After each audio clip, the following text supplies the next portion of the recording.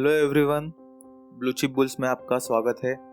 और आज हम जानने वाले हैं एक ऐसे स्टॉक के बारे में जो आपके लिए फ्यूचर में एक मल्टी बैगर बन सकता है। आपको 2 गुना या 3 गुना आपको जो रिजल्ट्स दे सकता है और जो कि आपको अभी बहुत ही कम प्राइस में मिल रहा है।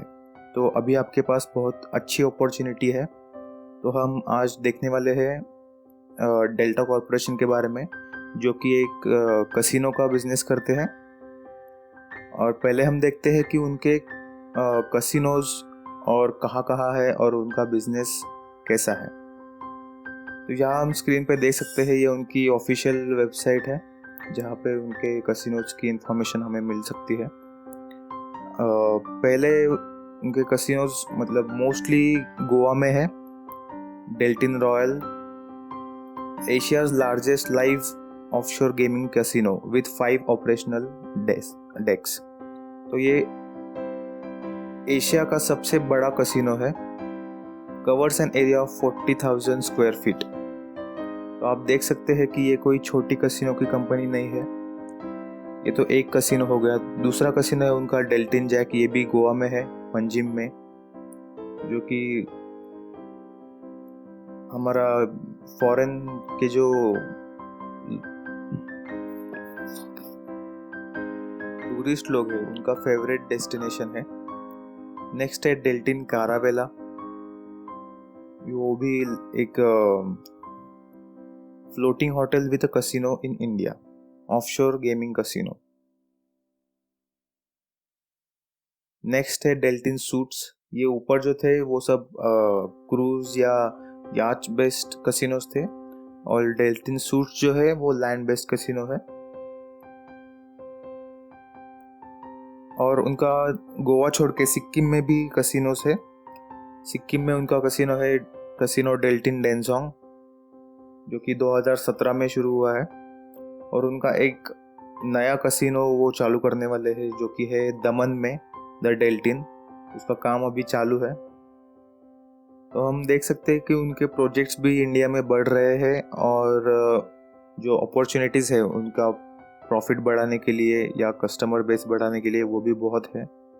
और वो मैं मल्टी बैगर क्यों बोल रहा हूँ इसको, ये मैं आपको अभी समझाता हूँ। हम देखते हैं अभी उनके फंडामेंटल एनालिसिस करते हैं कंपनी का। यह है Screener.in, जो कि मेरा पर्सनल फेवरेट है।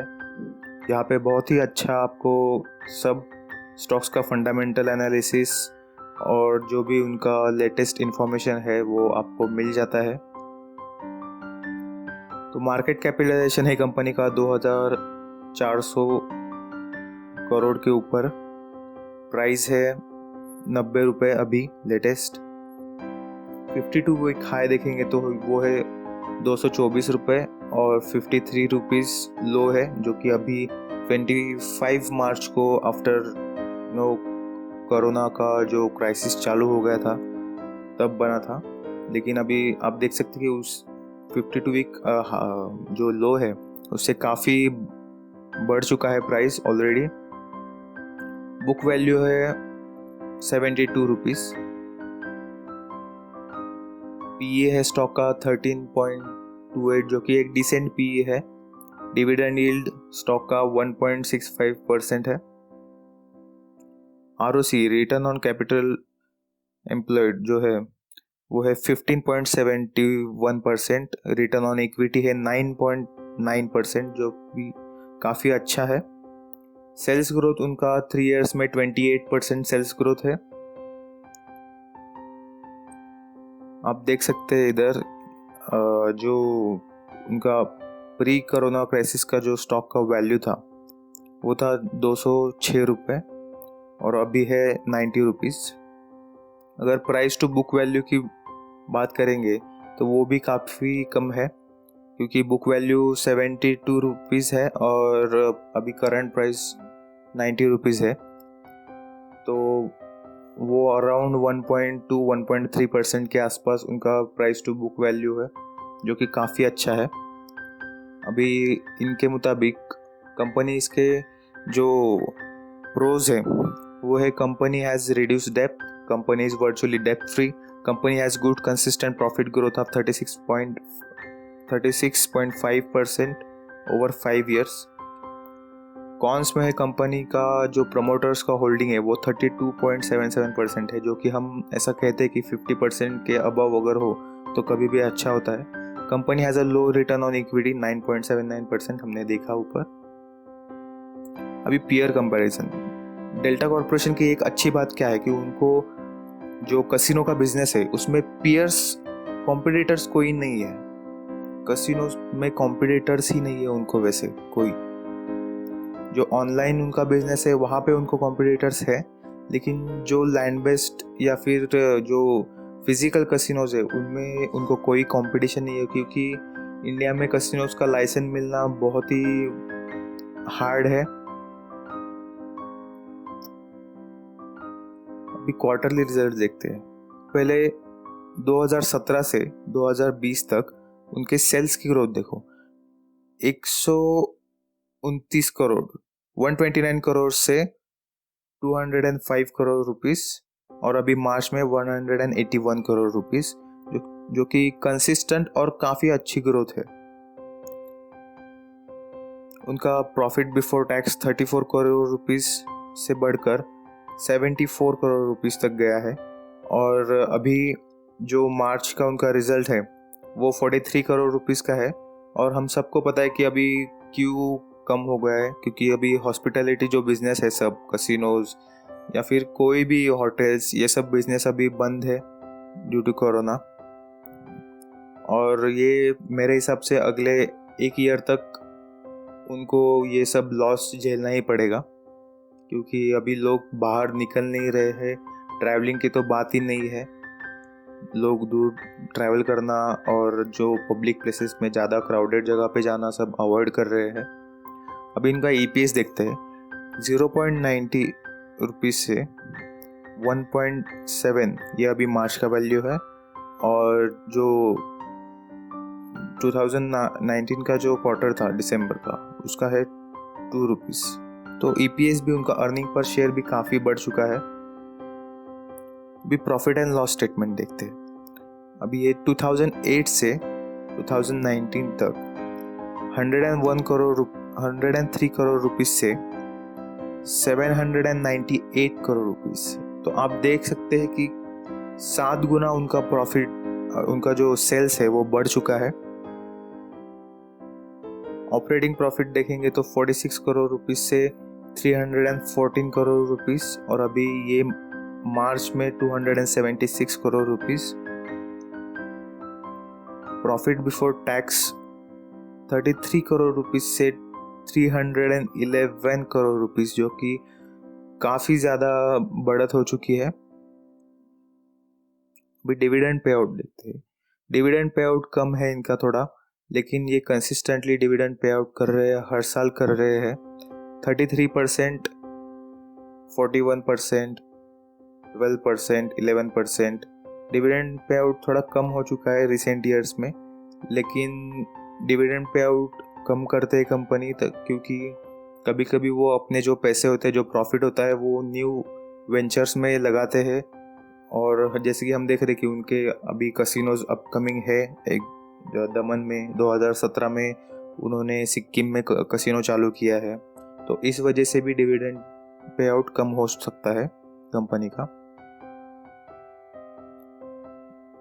भी बैलेंस शीट देखते हैं कंपनी की, तो शेयर कैपिटल 26 करोड़ रुपीस और 27 करोड़ रुपीस है अभी। रिजर्व जो है कंपनी के, जो उनका सेविंग होता है कंपनी का, वो 196 करोड़ रुपीस से बढ़कर अभी 1928 करोड़ रुपीस हो चुका है। और रिजर्व, इतना रिजर्व काफ़ी है उनको। अगर ये कोरोना का आगे 2 साल या 3 साल भी क्राइसिस रहा या उनका बिजनेस नहीं चला, फिर भी उनको कोई प्रॉब्लम नहीं है, क्योंकि उनके रिजर्व्स बहुत बढ़िया है, कैश रिच है कंपनी। और एक प्लस पॉइंट क्या है वो मैं बताता हूँ आपको। अभी 2008 में कंपनी के बोरोइंग्स, मतलब जो कर्जा होता है, वो 327 करोड़ रुपीस था। अगर 2015 में देखते 5 साल पहले, तो 337 करोड़ रुपीस। तो 337 करोड़ रुपीस से अभी रिसेंटली 2018 में सिर्फ 2 करोड़ रुपीस और 2019 एंड 2020 में कंपनी के बोरिंग्स कुछ भी नहीं है, मतलब कंपनी पे कर्जा कुछ भी नहीं है। उनके जो लाइबिलिटीज़ है वो भी कम है बहुत ही। अगर उनके रिजर्व्स के कंपेयर में अगर लाइबिलिटीज़ देखेंगे तो वो काफ़ी कम है, तो उनको वो कुछ प्रॉब्लम नहीं है। और जो कंपनी पे कर्जा नहीं होता वो मार्केट में उन्हें गोल्ड की तरह ही देखा जाता है, कि क्योंकि उनको फाइनेंशियल प्रॉब्लम्स काफ़ी कम फेस करने पड़ते हैं।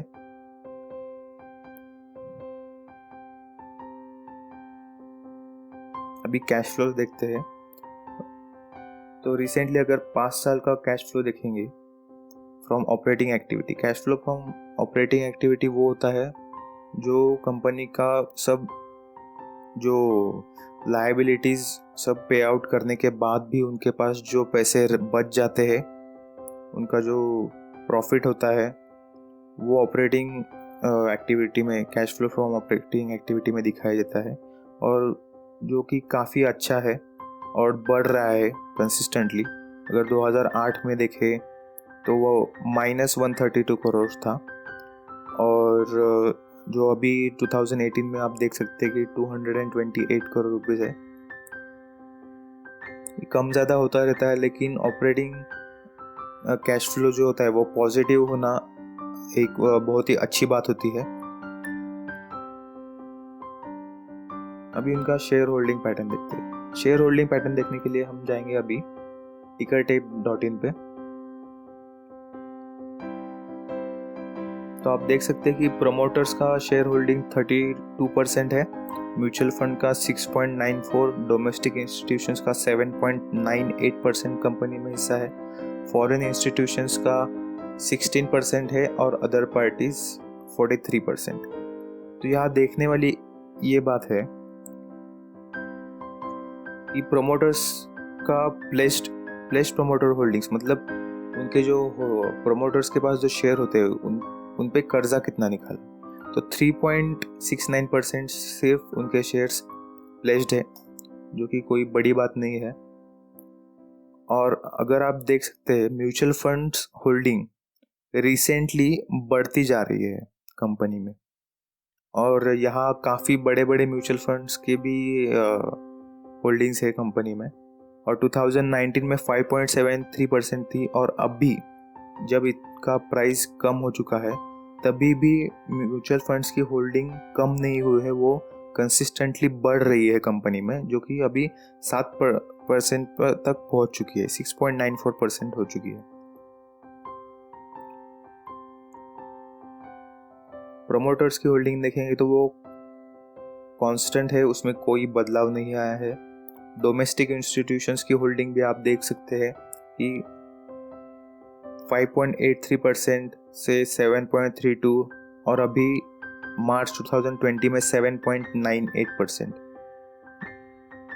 तो आप एक चीज़ देख सकते हैं कि अगर किसी कंपनी में म्यूचुअल फंड्स अपनी होल्डिंग्स बढ़ा रही है, जो डोमेस्टिक इंस्टीट्यूशंस अपनी होल्डिंग्स अगर बढ़ा रही है, अदर इन्वेस्टर्स अपने जो इन्वेस्टमेंट है वो कंपनी में बढ़ा रही है, तो वो क्लियर इंडिकेशन होता है कि कंपनी अच्छा परफॉर्म कर रही है और कंपनी का फ्यूचर जो है वो काफ़ी अच्छा है। और एक इंटरेस्टिंग बात कंपनी का ये है कि कंपनी में काफ़ी बड़े बड़े जो इन्वेस्टर्स है उन्होंने इन्वेस्ट किया है। अभी म्यूचुअल फंड्स में आप देख सकते हैं कि HDFC बैंक है, HDFC small cap, Aditya Birla, ये सब बड़े बड़े म्यूचुअल फंड्स की होल्डिंग्स है। अभी पब्लिक में देखेंगे तो इसमें आपको 2 बड़े नाम देख सकते हैं। एक तो है झुनझुनवाला राकेश, ये तो सभी को पता है इनका नाम, इनको मार्केट का बिग बुल ऐसे जाना जाता है। और दूसरा नाम है राधा किशन दमानी। अगर आपको पता नहीं होगा कि राधा किशन दमानी कौन है, तो वो एवेन्यू सुपरमार्केट के फाउंडर है, जो कि हम डीमार्ट जिसे जानते हैं, एवेन्यू सुपरमार्केट को डीमार्ट करके, तो वो भी काफ़ी अच्छे इन्वेस्टर्स है। तो जब ऐसे नाम हम देखते हैं, और जैसे कि हमने देखा कि जो म्यूचुअल फंड्स के होल्डिंग्स भी बढ़ रहे कंपनी में कॉन्स्टेंटली। तो मुझे ऐसा लगता है कि आने वाले 1-2 साल में जब ये क्राइसिस भी ख़त्म होगा और नॉर्मल टूरिस्ट आने लगेंगे, हॉस्पिटैलिटी बिजनेस अगर वापस चलने लगेगा, तो आपको ये शेयर ये प्राइस में कभी नहीं मिलेगा वापस। उसका प्राइस आप देख सकते हैं कि ये सब चालू होने से पहले 224 200 रुपये के ऊपर ही है। देखो, अगर आप देखेंगे तो 200 रुपये के ऊपर ही है। तो अभी आपके पास अपॉर्चुनिटी बहुत अच्छी है, कंपनी में कोई प्रॉब्लम नहीं है। रेड फ्लैग्स देखेंगे आप यहाँ पे कि रेड फ्लैग्स कोई नहीं है कंपनी में, ASM GSM लिस्ट में नहीं है, डिफ़ॉल्ट होने के चांसेस बहुत कम है, एंट्री पॉइंट भी अच्छा है। नेगेटिव मार्क्स यही है कि रिटर्न्स अभी कंपनी के काफ़ी कम हो चुके हैं, और सबसे इम्पोर्टेंट बात ये होती है इंट्रिंसिक वैल्यू। कोई भी शेयर में अगर आप इन्वेस्ट कर रहे हो तो अच्छे इन्वेस्टर्स यही बात देखते हैं कि जो प्राइस है शेयर का वो इंट्रिंसिक वैल्यू के से ज़्यादा ऊपर ना हो। और अभी इधर देख सकते हैं कि current price is less than the intrinsic value of the company. So मेरे हिसाब से ये बहुत ही बढ़िया कंपनी है। अगर आप लॉन्ग टर्म की सोच रहे हैं तो आप इसमें इन्वेस्ट कर सकते हैं। और मैं ये नहीं कह रहा कि आप इन्वेस्ट करो इसमें 100%, लेकिन आप अपने फाइनेंशियल एडवाइज़र की भी उनकी भी मदद लेकर आप जानिए कंपनी के बारे में और उनका ओपिनियन लीजिए और फिर ही इन्वेस्ट करिए। नेगेटिव पॉइंट कंपनी का सिर्फ ये है कि अभी 1-2 साल तो और लगेंगे कंपनी को नॉर्मल बिजनेस उनका चालू होने में, तो तब तक आपको इसके प्राइस में ज़्यादा जो बढ़त दिखने के चांसेस कम है। लेकिन अभी जो प्राइस चल रहा है वो काफ़ी अच्छा है। 5 साल का हम देखेंगे तो 22% का रिटर्न है कंपनी का।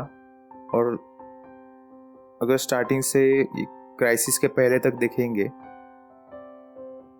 तो आप देख सकते हैं कि 185% का रिटर्न दिखा रहा है। अभी प्राइस कम हो चुका है इसलिए ये 22% है। अगर आप सिर्फ इसके पहले तक देखेंगे तो 200% का आपको रिटर्न 5 साल में दिख रहा है। और अगर 10 साल का देखेंगे तो बात ही कुछ और है। मल्टीबैगर ऑलरेडी ये हो चुका है, 300% के रिटर्न काफ़ी होते हैं। और अगर आप लॉन्ग टर्म व्यू रखने वाले इन्वेस्टर हैं तो आपके लिए ये बहुत ही बढ़िया स्टॉक है। तो यही थी जानकारी डेल्टा कॉर्प के बारे में। अगर आपको ये वीडियो पसंद आया हो तो मेरे चैनल को लाइक और सब्सक्राइब जरूर करें, वीडियो को लाइक करें ताकि मैं आपके लिए ऐसे ही अच्छे अच्छे वीडियोस बनाता रहूं और स्टॉक्स के बारे में आपको इन्फॉर्मेशन देता रहूं। Thank you.